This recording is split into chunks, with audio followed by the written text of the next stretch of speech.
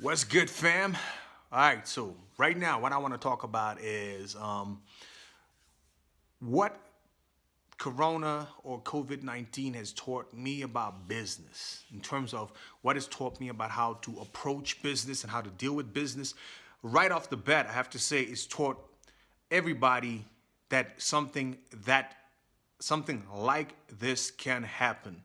That sometimes you see these things happen, but they happen in specific places, like Ebola happened out there in Sierra Leone and Liberia, DRC. We didn't care much. We didn't think much about it because it's remote, far away from us.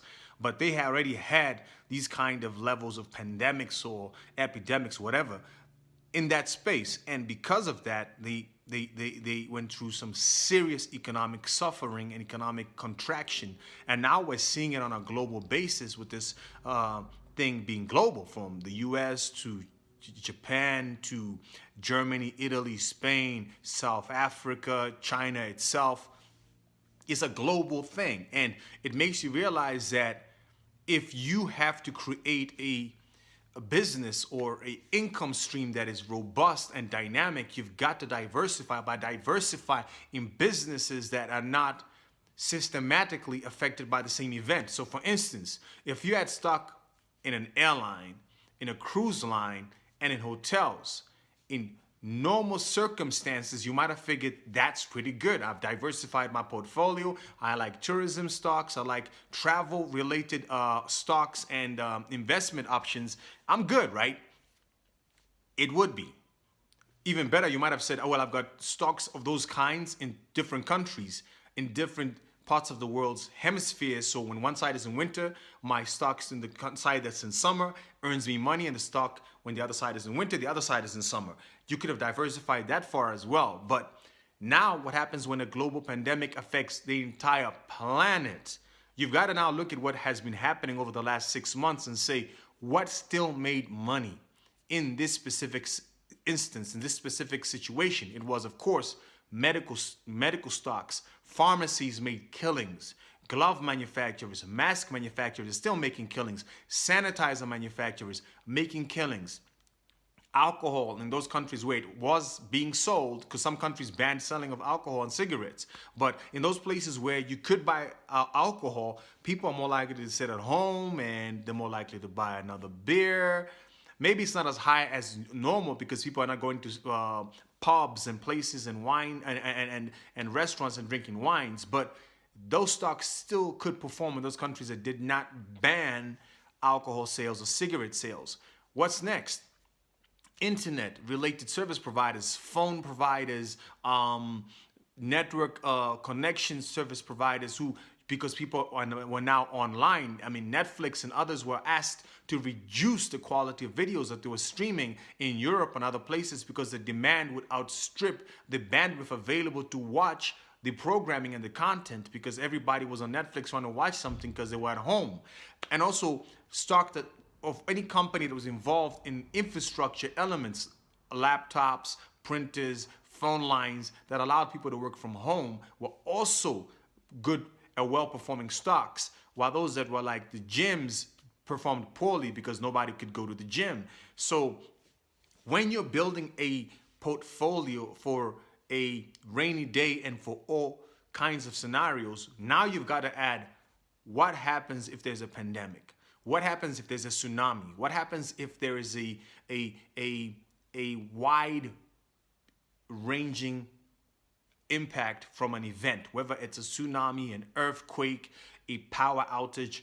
What happens if some freak act of nature freezes an entire city that you have invested in from being able to do anything other than stay indoors and try to survive from freezing to death for the next 1 to 2 to 3 months? What happens if clients can't come to your door? So you got so many options as a business. There's the individual portfolio or the individual diversification strategy, and there's also the business diversification strategy. What other activities of income should we be looking at? How should we strengthen our ability to be able to work online and to deliver our service online and to work even when we can't be in the same office, or there's a limited access to transportation and movement of people?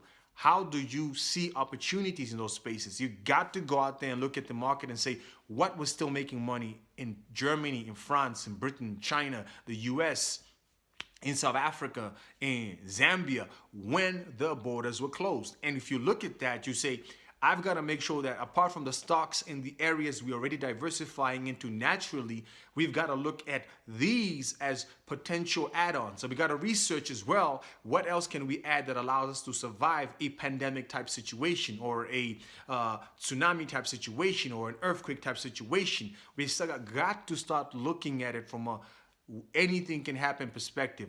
Do we get insurance packages that cover all these possible events? Do we diversify into areas that are more likely to be robust during those points in time? Do we introduce measures that just assume there's always going to be a pandemic? So we always got to have sanitizers in our buildings for the next forever, right? Which means those stocks are going to do good. So maybe you should invest in a company that creates sanitizers or sells masks. That might be where to go into next. So that kind of thinking is what allows people to be more robust going forward, also to think a little bit differently about how to structure businesses. And if you have a business, you should start thinking that way because we have no idea what could happen next. We don't know if the next pandemic is. The very COVID could change and become something else and come back as a modification of it, which puts the whole world on lockdown again. What are we going to do then? What's our plan? Do we have have we stress test our systems? Have we put together a means and a manner to which we can continue performing and functioning even given those situations? Whether I'm a hairdresser, whether I am a t-shirt seller, whether I'm an airline, what's the new plan forward for dealing with these specific kind of market events? It's time to start looking at that stuff. And it's also highlighted the importance of a business or an individual having savings, because if you don't have savings and you don't have the means to be able to spend 90 days, 180 days without business coming to your door, you go out of business. You're done. Your business fails, not because you mismanaged it, but because an event that overtook the situation. You had maybe 14 to 21 days of cash flow saved up or ready for you, or a credit line that could survive a month, but nobody predicted 90 days or 180 days. So now you got to extend the length of contingency that you have on hand. You got to extend the amount of insurance that you have. So there's going to be a lot of changes in contracts. For instance, you're going to add the clause about a pandemic. You're going to add the clause about natural disasters. You're going to look at cash flows from a more long-term perspective to say, I need to make sure that I've got cash flows that allow me to deal with things in the long term, because if something happens that stops me from being able to do business or to continue as a going concern in the short term and medium term, what's our plan to be surviving so that we are able to do so in the long term? All those things come from planning and thinking about it right now. This is the biggest lesson the whole world has got right now. The biggest lesson, I would say, in terms of understanding the connectivity or the connectedness of the global economy, how things affect each other, how easily and how fragile the global economy is, and also how fragile your operating environment may be to these kind of events, and how you need to put into place contingencies. What happens when this happens? What happens when there is nobody coming in the door of my business for 3 months? Have I put away enough money for my mortgage, for my house? Have I gone to the bank? Has the bank given me an option? Can I ask my bank and say, listen, what are your contingencies for pandemics? I want to know that I've got a lifeline, that you're not going to show up at my door after I lose my job after a pandemic and you're going to take my house. You have to plan to say, you know what, disasters can now happen. So I think right now, apart from wishing and hoping that this goes away sooner rather than later and working towards it with the social distancing and taking all the precautions, people now have to realize that the amount of savings that you need to have as a business, the amount of credit lines that you need to have as a business, and the amount of the same for individuals has just gotten longer. Now you need to make sure that your family has 4 months cover, 5 months cover minimums, that you as a husband, as a wife, as a girlfriend, as a boyfriend, as partners, or you as an individual have covered yourself adequately for at least 3 to 4 months that you can pay your rent for 5 months, 4 months, and all your obligations for 5 months without thinking to yourself, wait a minute, where's the money coming from? So instead of new purchase, so immediately after, even if the lockdown is lifted, you cannot even spend any time trying to go shopping on consumables that have no productive value. So that is, I'm gonna go buy a ton of new watches, I'm gonna buy new suits and all that. I'm gonna go and splurge. That's not gonna help you, right? Especially when the income starts coming in, you've got to now say, how do I ensure that regardless of whatever happens, the banks blow up, I don't know, the country's under martial court, is under martial law, and you can't go nowhere, or whatever it is, I have worked out a plan of how we're going to survive in a family. We stock up adequately on the goods we have on the shelf. We make sure that we take precautions. We got cash flows, or we got money that's in the bank that can survive, can support us for 5 to 6 months. We've got cash flows from businesses or from other income investments that allow you or allow us to be able to survive a prolonged period of no income from a 1 month, 2 month to 3 month to a 3 month cycle. We've got that taken care of.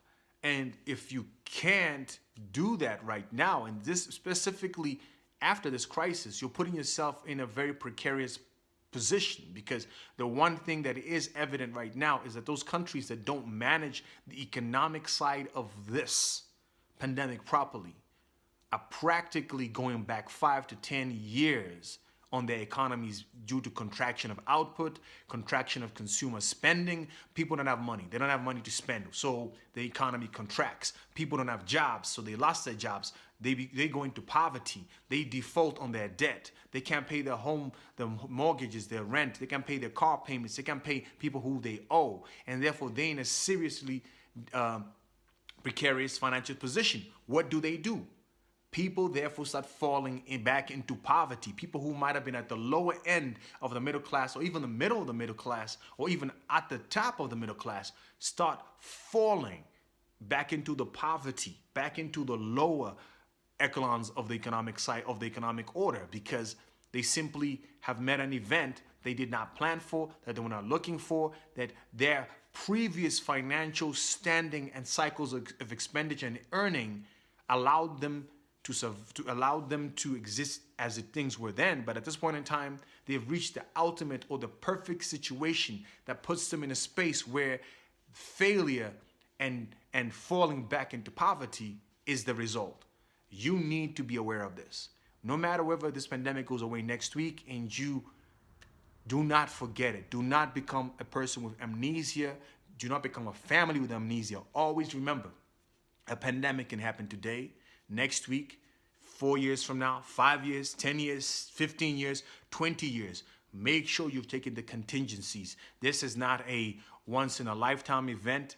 Don't bet on that. You have no idea what disease is hiding out in the jungles of the DRC or mountains of China, up a tree in California. You have no idea, and where it can transmit itself, and how far it can go in a short period of time. So be aware, take precautions, and make sure you build a financial structure for your family and for your business that allows you to survive these kind of one-of-a-kind, or once in a while, let me not say one of a kind, these giant blips in economic activity.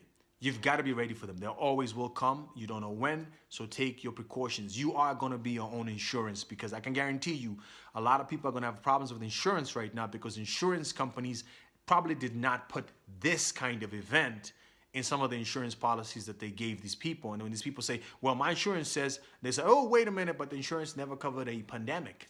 Then you got to go to court, and then you can't get your insurance paid out. Then all the insurance you've been paying for 10 years goes to nothing, because it never covered this specific event. But you can cover it by taking action right now to say, I'm not going to buy a new car as I was planning this year. I'm going to save that money. I'm not going to go on holiday to Paris like I was planning to go. I'm going to take that money and put it away. I'm not going to go and buy me a new Louis Vuitton bag. I'm going to put that money away. I'm not going to buy me 10 new watches like I was planning. I'm going to put that money away. I'm not going to go out there and suddenly start spending. Instead, I'm going to build myself a shield against events like these.